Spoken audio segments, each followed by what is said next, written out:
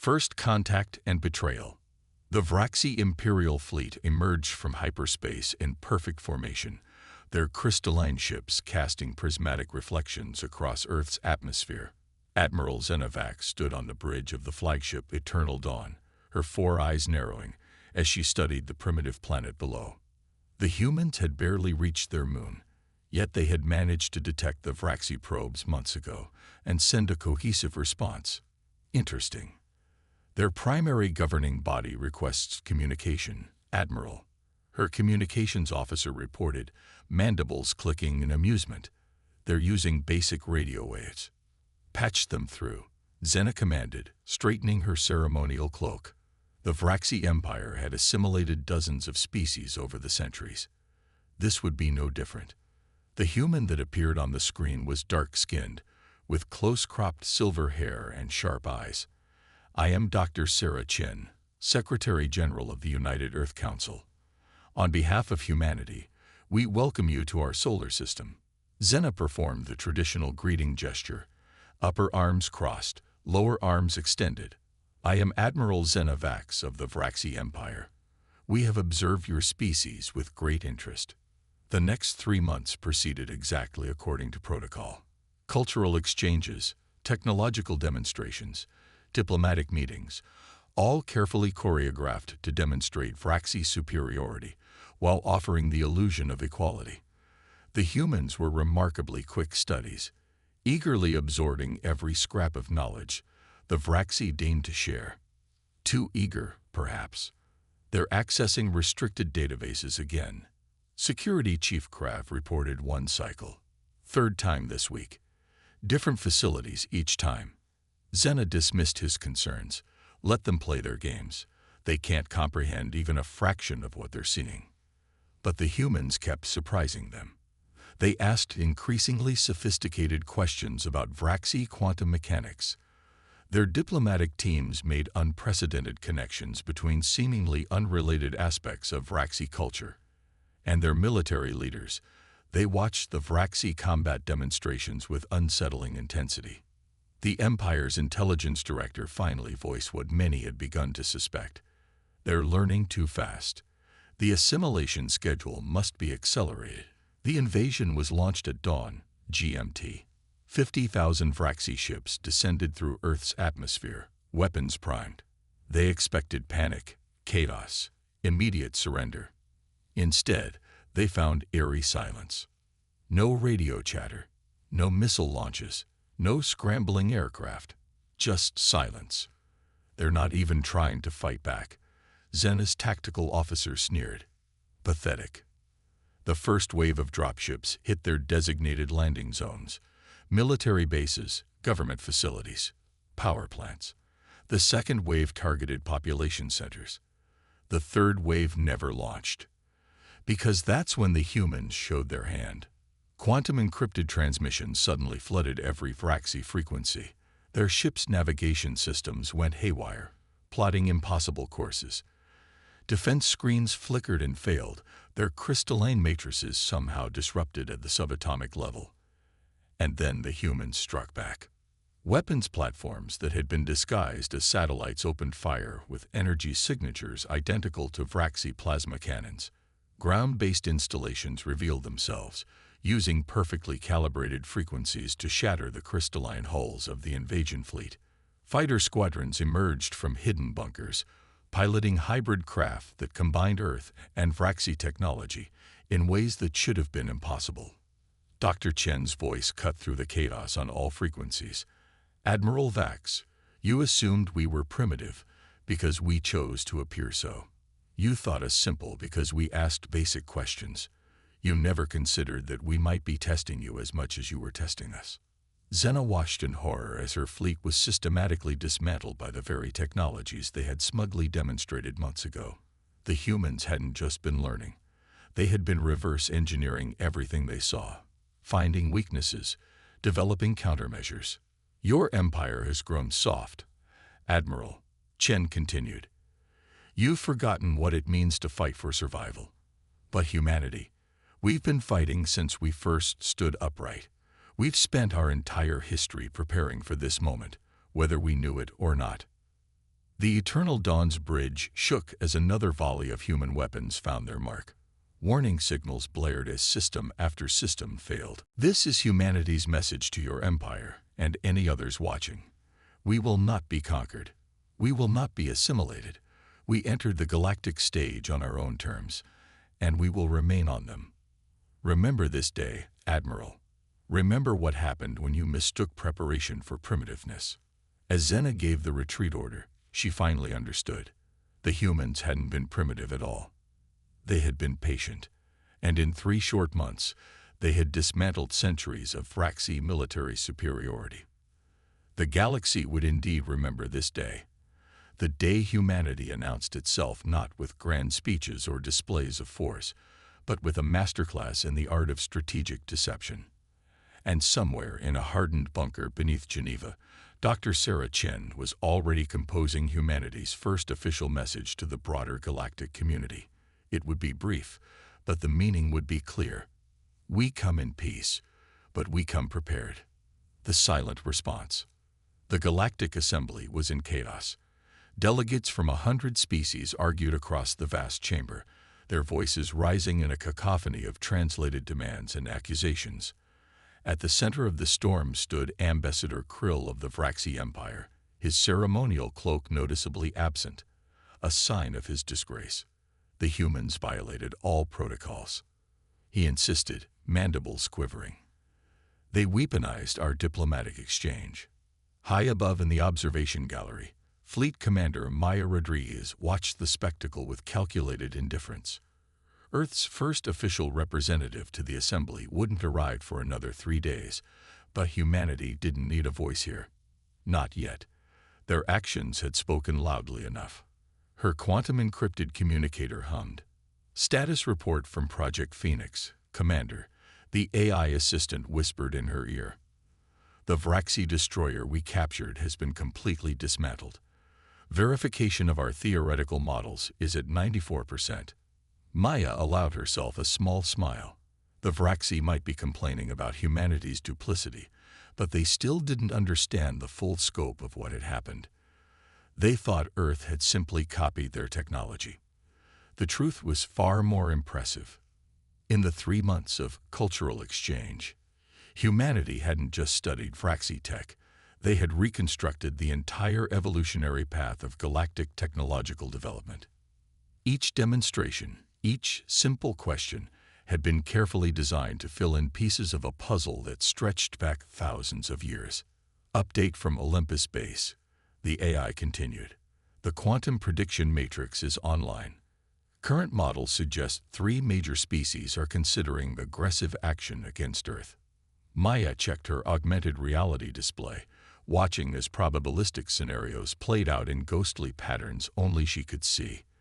The Vraxi defeat had created a power vacuum, and nature, human or alien, abhorred a vacuum. Down in the assembly chamber, a new voice cut through the din. The Helleran representative, their crystalline form shimmering with diplomatic colors, called for sanctions against Earth. We cannot allow a pre-spacefaring civilization to possess such advanced technology. It disrupts the natural order. Maya tapped a command into her neural interface. Across the solar system, hidden installations hummed to life. Humanity had learned more than just Vraxi technology during those 3 months. They had learned how the galaxy thought. Commander, her eye interrupted.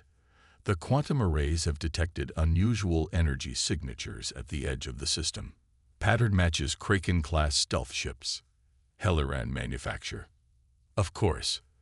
The Hellerans always deployed their fleet before calling for diplomatic action. It was a pattern as predictable as orbital mechanics. Maya opened a secured channel to Earth Command. Operation Echo is a go. Deploy the quantum ghosts. Across the void of space, invisible quantum fields began to shift.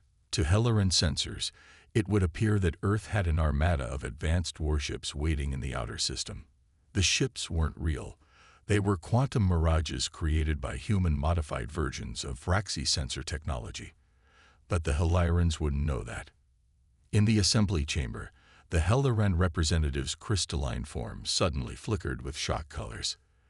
They had just received the fleet report. Maya allowed herself another small smile. Let them think Earth had somehow built a massive fleet in secret. Let them wonder what other capabilities humanity might be hiding. Fear of the unknown was humanity's greatest ally right now. Her neural interface pinged again. Commander, Project Prometheus reports success. The first human-designed quantum core is stable. Efficiency exceeds Vraxi standards by 27%. This was humanity's true victory, not just understanding alien technology, but improving it.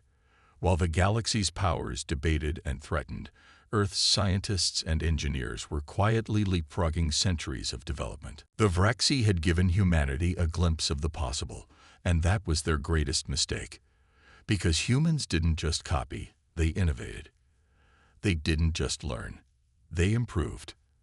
Every piece of alien technology captured during the invasion had been a seed, and humanity's greatest minds had turned those seeds into forests. Maya's quantum communicator hummed one final time.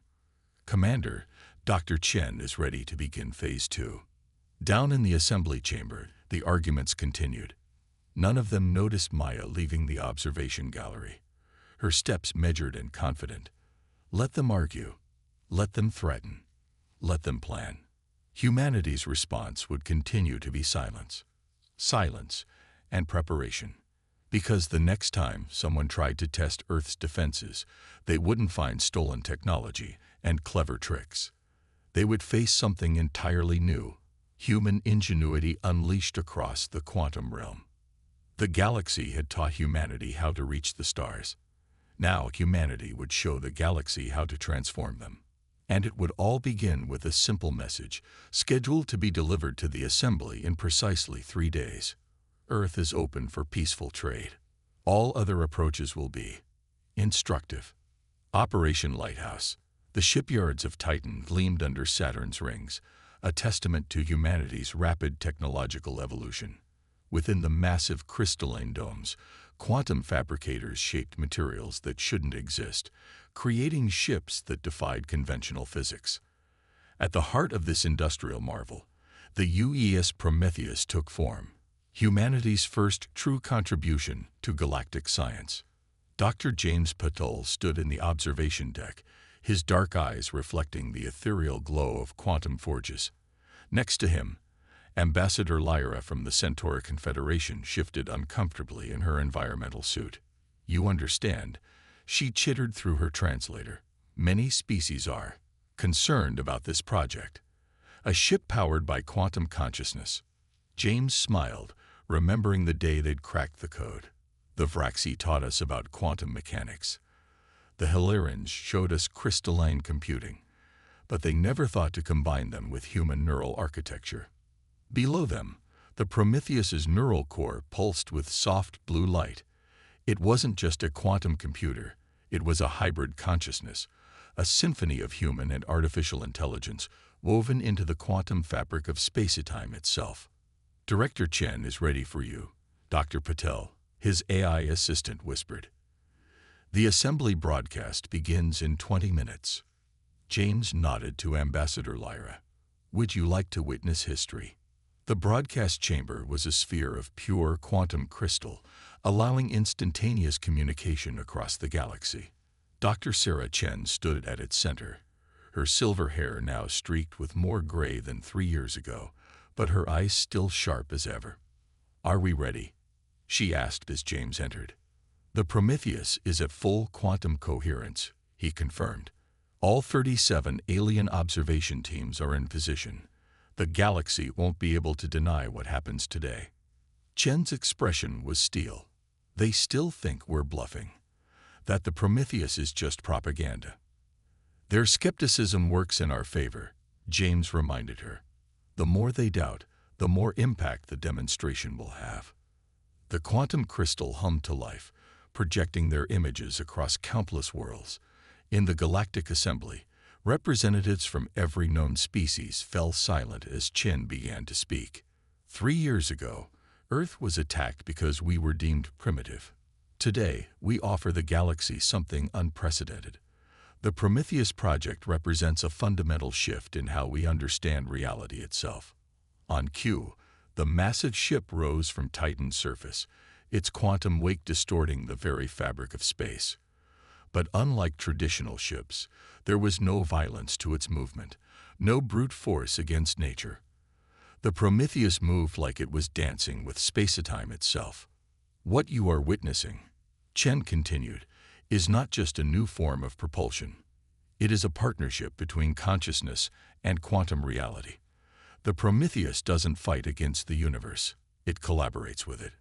James activated his neural link, connecting to the ship's hybrid consciousness. Through its senses, he could feel the quantum fields singing around them, the infinite possibilities of space and time. We could use this technology for weapons, Chen acknowledged. We could have unveiled it with displays of force. Instead, we offer it freely to any species willing to join us in peaceful exploration and trade. The assembly erupted in chaos. Offers of alliance and cooperation flooded the quantum channels. But James barely noticed. Through the Prometheus's quantum senses, he felt something far more significant. The subtle shift in how the galaxy's civilizations viewed humanity. No longer were they the upstart primitives who had gotten lucky against the Vraxi. Now they were innovators, offering something genuinely new to a galaxy that had grown stagnant with its technological orthodoxy. The Prometheus's first jump was precisely calculated for maximum effect. One moment it was above Titan. The next, it appeared simultaneously at 37 different locations across the galaxy, each one hosting an alien observation team. Not through brute force hyperspace travel, but through quantum entanglement on a scale never before achieved. The ship didn't move through space.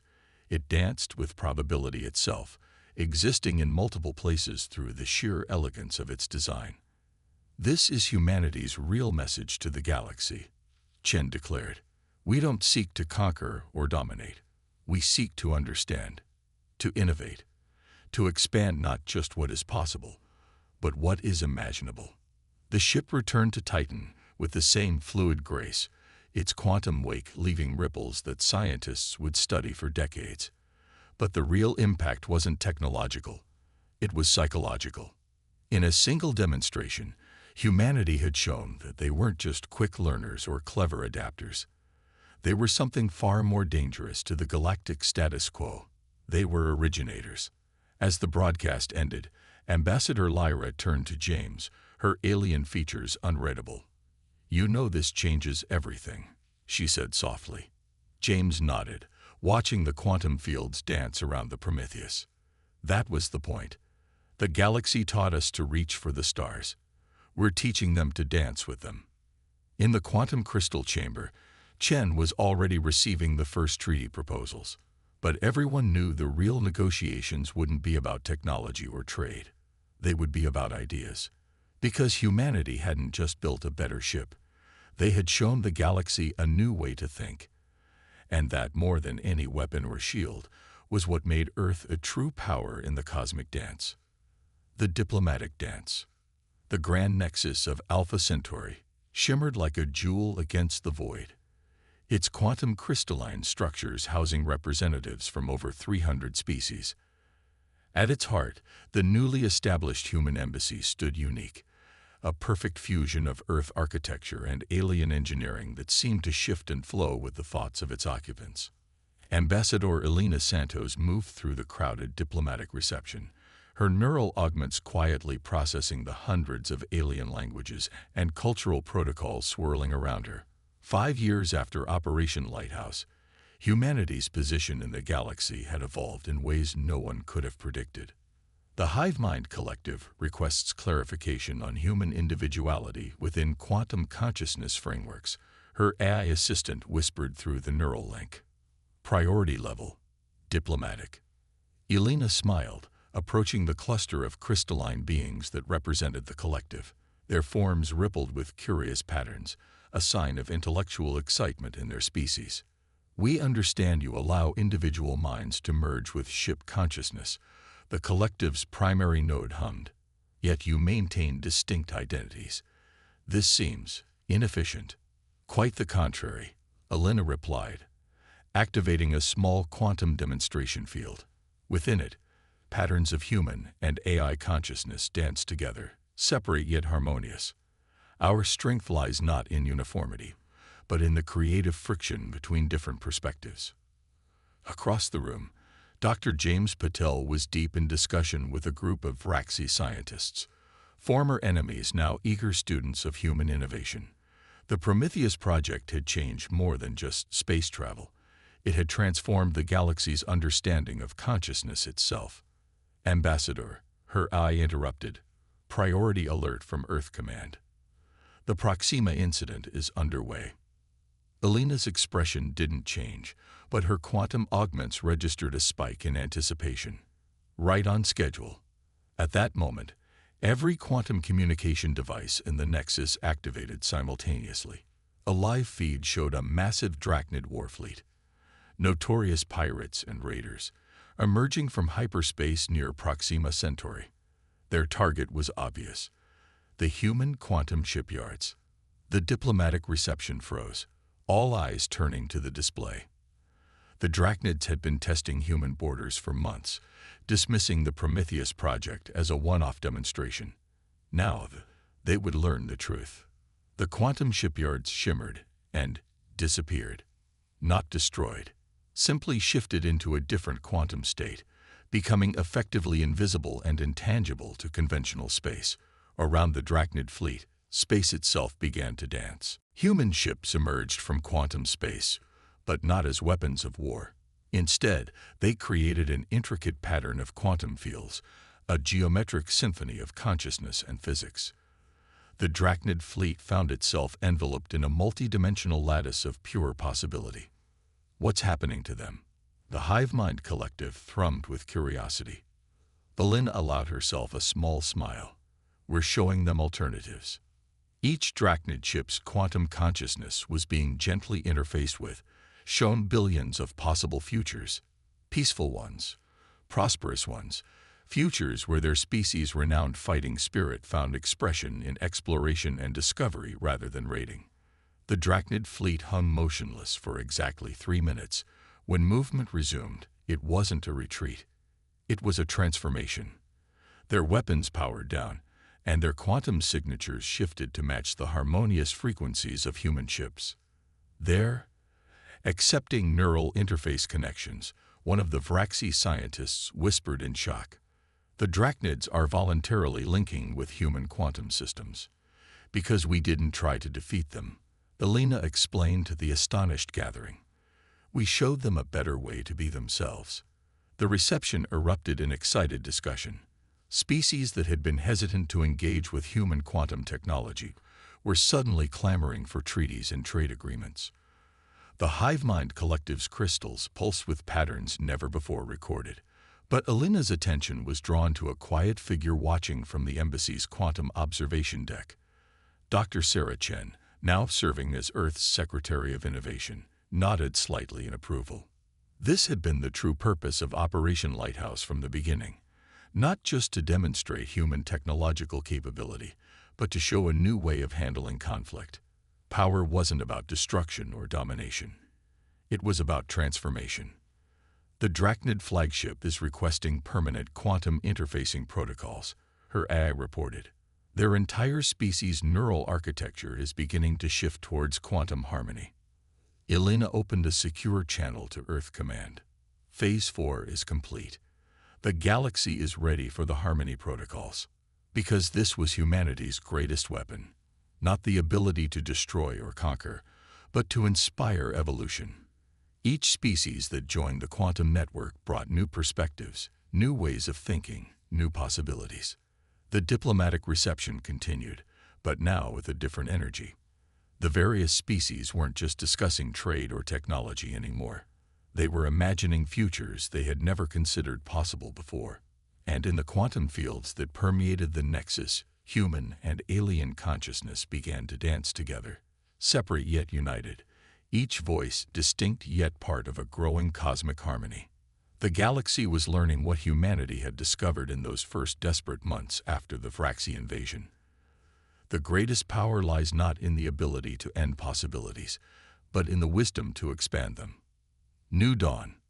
10 years after first contact, Earth had become unrecognizable, yet more fundamentally human than ever before.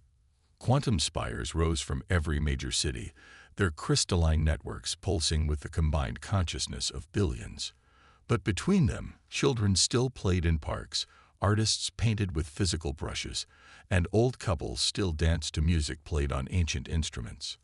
Admiral Maya Rodriguez, now Earth's strategic director of galactic relations, stood in her office atop the Singapore Quantum Tower, watching the sunrise paint the sky in colors that didn't exist a decade ago.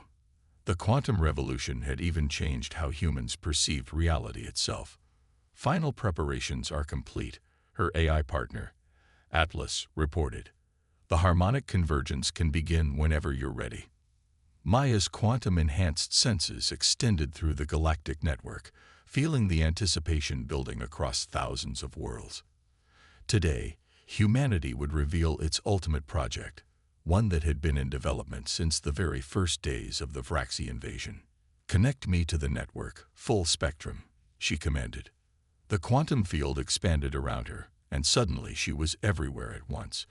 In the crystalline chambers of the Hivemind Collective, in the living ships of the reformed Drachnid fleet, in the quantum gardens of the Vraxi homeworld. Representatives from every known species waited in anticipation. Dr. Sarah Chen's consciousness joined hers in the quantum space, their minds linking with practiced ease. "Are you ready to change the galaxy again, old friend?" Maya's response rippled through the quantum fields. "I think the galaxy is ready to change itself. We're just providing the tools." The great quantum arrays of Sol system activated in perfect synchronization. The Prometheus, now joined by thousands of similar ships across the galaxy, began generating harmonious quantum fields on a scale never before attempted. Reality itself seemed to hold its breath. To all species of the galaxy, Chen's voice resonated through quantum space. 10 years ago, humanity entered the galactic stage as apparent primitives. Today, we invite you to join us in the next step of cosmic evolution. The quantum fields shifted, and every connected consciousness in the galaxy experienced what humans had discovered in their decades of secret preparation before first contact. It wasn't just about technology or physics. It was about the fundamental nature of consciousness itself.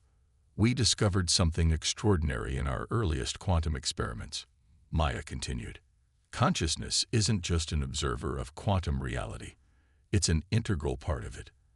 And when multiple consciousnesses harmonize in quantum space," the demonstration began. Across the galaxy, quantum fields began to sing with possibility. Species that had never been able to truly understand each other suddenly found themselves sharing not just thoughts, but entire ways of being. The Hivemind Collective experienced individual consciousness. Solitary species felt the joy of unity. Ancient enemies saw the universe through each other's eyes. But it wasn't forced or artificial. Each consciousness remained distinct, individual, unique. The quantum harmony didn't erase differences. It celebrated them, weaving them into a greater whole. "This is the harmonic convergence," Chen explained as waves of understanding rippled through the galactic consciousness. Not a fusion or dissolution, but a symphony, each voice distinct, yet part of something greater. Through the quantum network, Maya felt the moment the galaxy understood. This was why humanity had developed quantum consciousness technology, not for power or dominance, but for this: the ability to create genuine understanding between different forms of life. The Vraxi representatives were the first to fully embrace the harmony, their consciousness resonating with a mixture of shame and joy as they truly understood the species they had once tried to conquer. The Drachnids followed, their warrior spirit transforming into a fierce dedication to protecting the new quantum harmony. "But this is just the beginning," Maya announced to the galaxy. "The true power of the convergence isn't what it is, it's what it can become. Each new consciousness that joins adds new possibilities, new ways of thinking, new potential for growth." Across the galaxy, quantum ships began plotting courses to the unknown regions of space. But they weren't going as explorers or conquerors. They were going as composers, ready to add new voices to the universal symphony. In her quantum-enhanced perception, Maya felt the birth of something entirely new. A galactic civilization that preserved and celebrated diversity, while achieving heights of cooperation never before imagined. Not through force or dominance, but through understanding and harmony. The sunrise over Singapore was complete now, the quantum spires glowing with new purpose.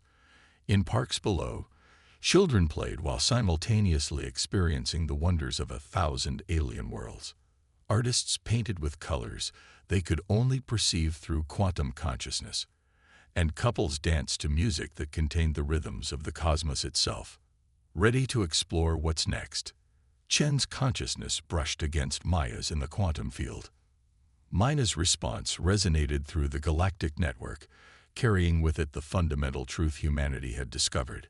The universe wasn't just stranger than they had imagined. It was stranger than they could have imagined. Until now. Together, linked yet separate, infinite in variety yet harmonious in purpose, humanity and their galactic neighbors turned their combined consciousness toward the unknown. The real adventure was just beginning. Because in the end, humanity's greatest gift to the galaxy wasn't technology or power or even peace. It was possibility. The possibility that different forms of life could remain true to themselves while reaching for something greater together. The dawn of a new age had arrived, and its light contained every color in the cosmos.